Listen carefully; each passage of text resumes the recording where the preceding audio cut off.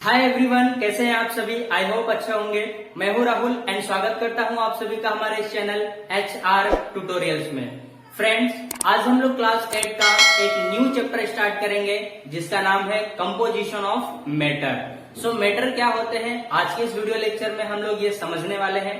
तो वीडियो को आपको स्किप नहीं करना है, वीडियो को एंड तक देखना है। और अगर आपको कॉन्सेप्ट समझ में आएगा तो हमारे चैनल को सब्सक्राइब कर लेना है एंड बेल आइकन पर प्रेस करना है, क्योंकि मैं साइंस का हमेशा वीडियो अपलोड करते रहता हूँ। सो वीडियो को एंड तक देखना है, सारे कॉन्सेप्ट आपको अच्छे से समझ में आने वाले हैं। सो चलो अभी हम लोग समझते हैं हमारा आज का लेक्चर।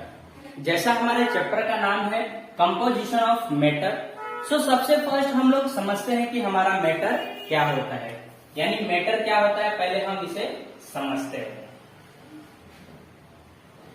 देखो मैटर क्या होता है। Matter is anything that occupies space. मतलब क्या होता है, ऐसी कोई भी चीज जो एक स्पेस लेती हो, एक जगह लेती हो, उसको हम लोग क्या बोलते हैं, मैटर बोलते हैं। समझ में आया। जिसे मैं आपको एक एग्जांपल से समझाता हूं कि मैटर क्या होता है। जैसे अगर मैं बात करूं, मेरे हैंड में ये जो मार्कर है, ओके, इस मार्कर को अगर मैं इस बोर्ड पे रख दूं, ठीक है, या फिर यहाँ पे चिपका दूं इसको, ठीक है, तो ये देखोगे इतना प्लेस कवर कर रहा है, ठीक है, यहां से यहां तक का ये प्लेस क्या कर रहा है, मेरा मार्कर कवर कर रहा है। तो ये क्या कर रहा है, एक प्लेस ले रहा है, एक जगह ले रहा है, तो ये चीज क्या हो गया, तुम्हारा मैटर हो गया।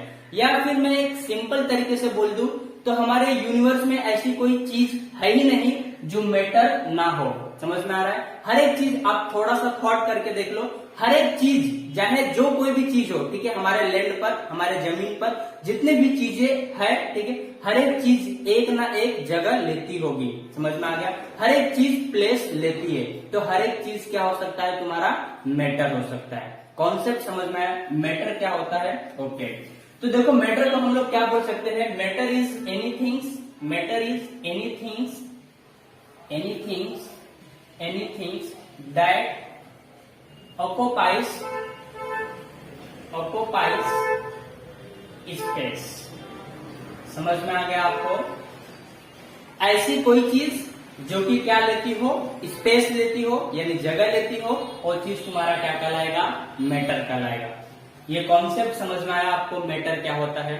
ओके, अब ये जो मैटर भी होते हैं ना, ये आपने पिछले कक्षा में भी पढ़ा होगा, यानी पिछले क्लास में भी पढ़ा होगा कि जो मैटर होते हैं, ये मैटर आपको 3 टाइप्स के देखने को मिलते हैं। ठीक है, कौन कौन से।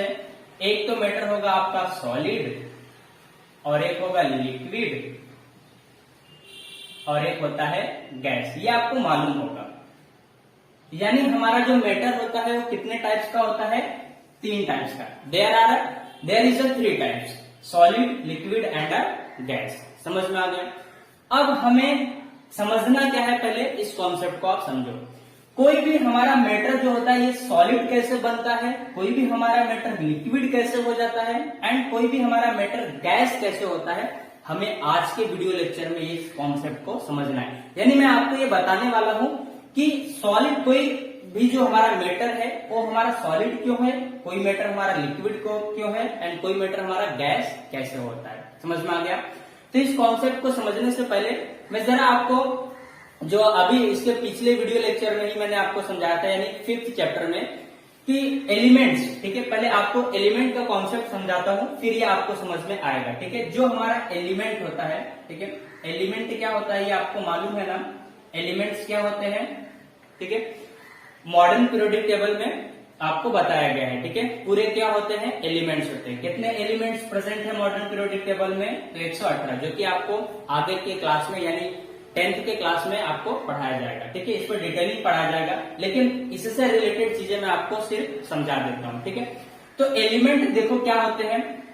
एलिमेंट क्या होता है, एलिमेंट जो होते हैं ये कंटेन करते हैं आइटम को। समझ में आ रहा है। यानी एलिमेंट्स हमारे बनते कैसे हैं, जब बहुत सारे छोटे छोटे आइटम्स क्या होते हैं, अटैच होते हैं। समझ में आ रहा है। यानी छोटे छोटे आइटम्स जब अटैच होते हैं तो उससे हमारा क्या बनता है, एलिमेंट बनता है। समझ में आ गया, क्या बनता है, एलिमेंट। छोटे छोटे आइटम्स मतलब एग्जांपल से समझ लो, जैसे ये क्या है, तुम्हारे एटम्स है। समझ में आ रहा है। ये क्या हुए, एक दूसरे से जब अटैच हुए तो क्या बना, तुम्हारा एलिमेंट। समझ में आ गया, कितना कॉन्सेप्ट समझ में आया। अब हमें ये समझना है कि यही हमारा एटम जो होता है ना, ये सॉलिड होता है, लिक्विड होता है, गैस होता है। तो ये एटम कैसे सॉलिड और लिक्विड और गैस में कन्वर्ट होते हैं, हमें इसी कॉन्सेप्ट को समझना है। यानी जो भी सॉलिड का स्ट्रक्चर होता है वो कैसे सॉलिड के फॉर्म में हो जाता है, कैसे लिक्विड के फॉर्म में हो जाता है, कैसे गैस के फॉर्म में होता है, हमें यही कॉन्सेप्ट समझना है। ठीक है, तो चलो मैं समझाता हूं आपको। देखो एटम का स्ट्रक्चर सॉलिड फॉर्म में कैसे होता है, इस कॉन्सेप्ट को समझते हैं। तो देखो एटम में ना ये जो स्ट्रक्चर है हमारा, ठीक है, ये क्या है, स्ट्रक्चर ड्रॉ करने के लिए, मतलब समझाने के लिए मैंने ड्रॉ किया। तो इनके बीच में ना एक फोर्स लगता है, ठीक है, उस फोर्स को हम लोग क्या बोलते हैं, inter molecular forces of attraction. मतलब देखो अब कोई भी एटम के मॉलिक्यूल्स कोई भी एटम्स जो होते हैं, अब ये सॉलिड में कैसे कन्वर्ट होते हैं, हमें इस कॉन्सेप्ट को समझना है।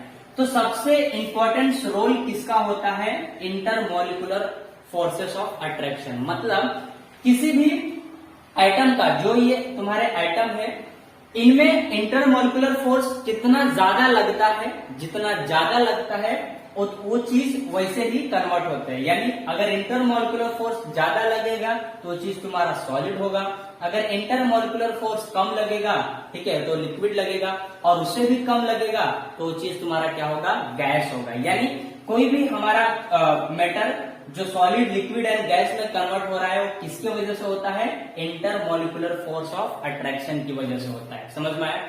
ये क्या होता है अभी मैं आपको ड्रॉ करके और भी अच्छे से समझाऊंगा। ओके, सो इतना कॉन्सेप्ट आपको समझ में आया? अभी तक कुछ डाउट हो रहा है? नहीं। ओके, सो चलो एक डायग्राम से मैं आपको एक्सप्लेन करता हूं। जैसे मैं मानता हूं कि ये चीज मेरा क्या है, सॉलिड है, ठीक है, तो इसमें क्या होता होगा कि ये चीज मेरा सॉलिड बन जाता होगा। जैसे मैंने आपको बताया कोई भी चीज, जैसे ये एलिमेंट है, ठीक है, अब कोई चीज सॉलिड है मतलब क्या होगा, एलिमेंट होगा। समझ में आ रहा है? अब एलिमेंट है मतलब एलिमेंट तुम्हारे किससे बनते हैं, एटम से बनते हैं। तो मतलब सॉलिड के अंदर क्या प्रेजेंट होगा, तुम्हारा एटम्स, छोटे छोटे एटम्स होंगे। सपोज ये मेरा एटम्स प्रेजेंट है, ठीक है, यहाँ पे। तो होता क्या है कि जब कभी भी देखो हमारे एटम्स जो होते हैं ये एक दूसरे से ना एकदम अच्छे से अटैच होते हैं। समझ में आ रहा है? यानी इनके बीच में थोड़ा भी गैप नहीं होता है, एक दूसरे से एकदम अटैच रहते हैं, क्योंकि इनके बीच में जितने भी सॉलिड होते हैं इनके बीच में ये जो इंटरमोलिकुलर फोर्स है ये बहुत ज्यादा लगता है। समझ में आ रहा है? तो बहुत ज्यादा जब लगता है तो ये क्या होते हैं, एक दूसरे से एकदम अच्छे से अटैच रहते हैं, एक दूसरे को ये एटम्स पकड़ के रखते हैं। समझ में आ रहा है? इसलिए ये क्या हो जाते हैं, तुम्हारा सॉलिड फॉर्म में हो जाते हैं। मतलब हम लोग सिंपल सा बात बोलेंगे, अगर इंटरमोलिकुलर फोर्स क्या हो रहा है, ज्यादा लग रहा है, तो चीज हमारा क्या होगा, सॉलिड होगा। और दूसरा डायग्राम में देखो क्या होता है, अगर यही इंटरमोलिकुलर फोर्स थोड़ा सा गैप में हो, ठीक है, जैसे यहाँ पे थोड़ा थोड़ा डिस्टेंस हो जाए। समझ में आ रहा है? यहाँ पे देखो थोड़ा भी डिस्टेंस नहीं था, तो ये क्या किसमें कन्वर्ट हुआ, सॉलिड में। अब यहाँ पे देखोगे थोड़ा थोड़ा गैप है, यानी इंटरमोलिकुलर फोर्स क्या हो रहा है, कम लग रहा है, तो ये चीज तुम्हारा क्या कहलाएगा, लिक्विड कहलाएगा। ओके, गैस में क्या होता है, गैस में तो पूरा एक इसका डिस्टेंस जो होता है काफी दूर दूर हो जाता है, यानी इनमें इंटरमोलिकुलर फोर्स क्या होता है, काफी दूर होता है। समझ में आ रहा है? यानी इंटरमोलिकुलर फोर्स काफी कम लगता है, और जो एटम है ये क्या होते हैं, काफी दूर दूर होते हैं, इसलिए क्या हो जाता है, ये हमारा गैस में कन्वर्ट होता है। समझ में आया? यानी जिस किसी भी मैटर में अगर तुम्हारा इंटरमोलिकुलर फोर्स सबसे ज्यादा लग रहा है तो चीज क्या होगा, तुम्हारा सॉलिड। उससे थोड़ा कम लग रहा है तो क्या होगा, लिक्विड। और एकदम ही कम हो रहा है, या फिर बोले लेस हो रहा है, समझ में आ रहा है, एकदम लेस देन, यानी सबसे कम हो रहा है, तो चीज क्या कहलाएगा, तुम्हारा गैस कहलाएगा। कॉन्सेप्ट समझ में आया? ठीक है, तो हम लोग ऐसा भी बोल सकते हैं कि जो भी हमारा सॉलिड होता है इनमें इंटरमोलिकुलर फोर्स क्या होता है, काफी स्ट्रांग होता है। ठीक है, स्ट्रांग होता है। इसमें क्या होता है, लेस होता है। ठीक है, लेस होता है। और इसमें क्या होता है, और ज्यादा कम हो जाता है। समझ में आ गया? कॉन्सेप्ट समझ में आया आपको? ओके, तो ये था तुम्हारा मैटर। तो आई होप आप लोग अच्छे से समझे होंगे, आपको कुछ भी डाउट नहीं हुआ होगा। Clear concept? कुछ भी डाउट है? ओके, चलो इसी से रिलेटेड एक चीज हम लोग और सीखते हैं, जो कि है तुम्हारा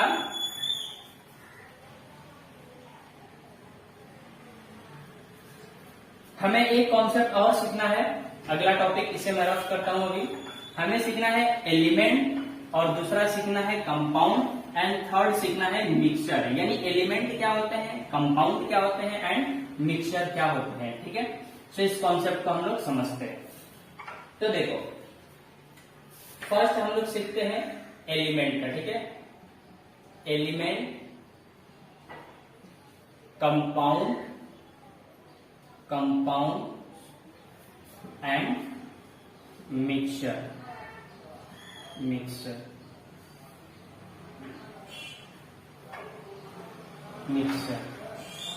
ओके, सो एलिमेंट क्या होता है अभी मैंने आपको बताया, एक बार फिर से और भी अच्छे से क्लियर करता हूं। तो देखो जो एलिमेंट होते हैं वो किससे बनते हैं, एटम से बनते हैं। किससे बनते हैं, एटम से बनते हैं।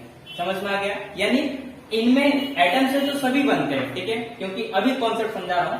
जो एलिमेंट होते हैं एटम से बनते हैं, लेकिन इनमें जो एटम्स होगा वो क्या होगा, सेम एटम्स होंगे। समझ में आ रहा है, एलिमेंट में क्या होता है, सेम एटम्स होते हैं। कॉन्सेप्ट समझ में आ रहा है, ओके। तो सेम एटम्स होने का मतलब क्या, जैसे आप देखोगे अगर मैं सपोज कोई आयरन की चीज लूं, ठीक है, आप देखोगे उस आयरन में जो एटम्स होगा वो पूरा आयरन का ही एटम्स होगा। समझ में आ रहा है, तो ये चीज जिसमें सेम एटम्स होते हैं वो चीज क्या कहलाता है, तुम्हारा एलिमेंट। समझ में आ गया। और जो कंपाउंड होते हैं, कंपाउंड कैसे बनते हैं, तो कंपाउंड तुम्हारे एलिमेंट से ही बनते हैं। जब 2 and more than elements combine होते हैं, यानी 2 या 2 से अधिक एलिमेंट्स कंबाइन होते हैं, तो चीज क्या कहलाता है, तुम्हारा एलिमेंट। जिसे मैं कुछ एग्जांपल ले लेता हूं पहले एलिमेंट्स का, उसी तरीके से कंपाउंड का भी बताता हूं। तो एलिमेंट्स का एग्जांपल जैसे तुम ले लो, हाइड्रोजन ले लो, ठीक है, ऑक्सीजन ले लो, नाइट्रोजन ले लो, क्लोरीन ले लो, सोडियम ले लो। ओके, ये सब क्या है, एलिमेंट है तुम्हारे। इन सब में जो एटम्स होते हैं वो क्या होते हैं, सेम एटम के होते हैं, यानी सेम एटम्स होते हैं। अब कंपाउंड्स क्या होता है, मैंने क्या समझाया, 2 and more than elements is combined. जब 2 या 2 से अधिक एलिमेंट्स कंबाइन होते हैं तो चीज क्या कहलाता है, तुम्हारा कंपाउंड। जैसे एग्जांपल में बता दूं, सोडियम क्या है, देखो एक एलिमेंट है, क्लोराइड क्या है, क्लोरीन क्या है, एलिमेंट है। अगर ये दोनों कंबाइन हो जाए तो क्या बन जाएगा, तुम्हारा कंपाउंड। जैसे सोडियम एंड क्लोराइड, समझ में आ गया, ये क्या है, तुम्हारा कंपाउंड। जब 2 and more than elements are combined, जब 2 या 2 से अधिक एलिमेंट्स कंबाइन होते हैं तो चीज क्या कहलाता है, तुम्हारा compound. For example sodium chloride, इसको हम लोग क्या पढ़ेंगे, सोडियम क्लोराइड। क्लियर हुआ। मिक्सर समझते हैं, मिक्सर क्या होता है, जब मिक्सर में देखो एलिमेंट में क्या होता है, एटम्स कंबाइन होते हैं। जब बहुत सारे एटम्स कंबाइन होते हैं तो चीज तुम्हारा एलिमेंट बनता है। जब बहुत सारे एलिमेंट कंबाइन होते हैं तो क्या बनता है, तुम्हारा कंपाउंड। और जब 2 and more than compounds combine होते हैं तो चीज क्या बनता है, तुम्हारा मिक्सर। जैसे एग्जांपल N2O2। ठीक है, क्लियर हो गया कॉन्सेप्ट, कुछ भी डाउट हो रहा है आपको, ओके। तो ये था तुम्हारा एलिमेंट्स के, कंपाउंड्स एंड मिक्सर के। कभी कभी देखो इसका आपको डिफ्रेंशिएशन करने के लिए आ जाता है, एलिमेंट्स को या फिर कंपाउंड्स में या फिर मिक्सर में। तो आप कैसे करोगे उस कॉन्सेप्ट को अच्छे से समझ लो। तो सबसे पहला पॉइंट तो देखो, आप चाहो तो डेफिनेशंस बना सकते हो। ठीक है, कि जो एलिमेंट्स होते हैं उनमें क्या होता है, सेम एटम्स होते हैं। इसमें क्या होता है, डिफरेंट एटम हो जाते हैं। कैसे डिफरेंट होंगे जरा बता सकते हो मुझे, डिफरेंट एटम्स होते हैं। थोड़ा थॉट करके देखो, जब सेम एलिमेंट है, ठीक है, एक एलिमेंट में, ठीक है, एक ही एलिमेंट है, अभी एक ही एलिमेंट है तो उसमें एटम क्या होंगे, सेम होंगे। लेकिन इसमें 2 एलिमेंट्स कंबाइन हो रहे हैं तो दोनों की प्रॉपर्टी आ रही है ना, सोडियम की अलग प्रॉपर्टी, क्लोराइड की अलग प्रॉपर्टी। समझ में आ रहा है, तो 2 डिफरेंट एलिमेंट्स आ रहे हैं, इसलिए डिफरेंट आइटम होते हैं। इसमें भी क्या होंगे, डिफरेंस, और ज्यादा अलग अलग आइटम होंगे इसमें। समझ में आ गया, तो ये कॉन्सेप्ट है तुम्हारा। तो पहला पॉइंट क्या हो जाएगा, पहले तो आप बता दोगे कि इसमें सेम आइटम्स होते हैं, इसमें क्या होते हैं, डिफरेंस, और इसमें भी क्या होते हैं, डिफरेंस होते हैं। दूसरा पॉइंट आप देखोगे कि जो एलिमेंट होते हैं ना, इनमें केमिकल बॉन्डिंग सेम होता है। एलिमेंट्स में क्या होता है, केमिकल बॉन्डिंग सेम होता है, जबकि कंपाउंड एंड मिक्सर में क्या होता है, केमिकल बॉन्डिंग डिफरेंट होता है। क्लियर हुआ। तो आप इसका डेफिनेशन पहले लिख दोगे, फिर सेकेंड ये बता दोगे कि सेम आइटम्स है, यहाँ पे डिफरेंस आइटम है, फिर इनमें जो केमिकल बॉन्डिंग होता है ये क्या होता है, इसमें सेम होता है, इसमें डिफरेंट हो जाता है। समझ में आ गया। एक चीज और बता सकते हो, जैसे मैं कंपाउंड की बात करूं तो आप देखोगे जो H2O होता है, ठीक है, H2O यानी पानी, तो आप देखोगे जो हाइड्रोजन होता है ये बर्निंग यानी क्या होता है, बर्निंग होता है, ठीक है। ऑक्सीजन क्या करता है, इसको बुझाने का काम करता है। तो दोनों देखो अपोजिट है, हाइड्रोजन बर्निंग है, ऑक्सीजन क्या है, हेल्प करता है इसको, समझ में आ रहा है। लेकिन जैसे दोनों कंबाइन होते हैं यानी वाटर बनते हैं, तो दोनों क्या करते हैं, मतलब आग को बुझाने का काम करते हैं, समझ में आ रहा है। पहले दोनों अलग थे, हाइड्रोजन ऑलरेडी बर्निंग का काम करता है यानी आग लगाने का, ठीक है। ऑक्सीजन हेल्प करता है उसका, ठीक है। लेकिन जब दोनों कंबाइन हो जाते हैं तो दोनों का काम क्या हो जाता है, आग को बुझाने का, यानी पानी क्या करता है, आग को ही बुझाता है ना। तो क्या होता है, इनमें प्रॉपर्टीज क्या होते हैं, डिफरेंस होते हैं, समझ में आ गया। यानी इनकी प्रॉपर्टीज क्या होती है, डिफरेंट। हाइड्रोजन की अलग प्रॉपर्टीज थी, बर्निंग का काम था, ऑक्सीजन का अलग प्रॉपर्टीज था, लेकिन कंबाइन होने के बाद प्रॉपर्टीज क्या हुई, इनकी एक हो गई। तो ये कंपाउंड्स की एक खासियत होती है। समझ में आया आपको कॉन्सेप्ट आज का? ओके।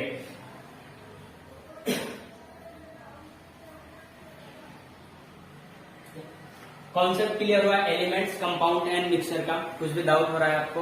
ओके। तो आज के लिए बस हम लोग इतना ही पढ़ेंगे, मिलते हैं अभी नेक्स्ट वीडियो लेक्चर में। So thanks for watching. अगर वीडियो आपको अच्छा लगा हो हमारे चैनल को सब्सक्राइब कर लेना एंड बेल आइकन पर प्रेस करना, ताकि मैं जब भी वीडियो अपलोड करता रहूं उसका अपडेट आपको मिलता रहे। सो थैंक्स फॉर वॉचिंग, मिलते हैं नेक्स्ट वीडियो लेक्चर में।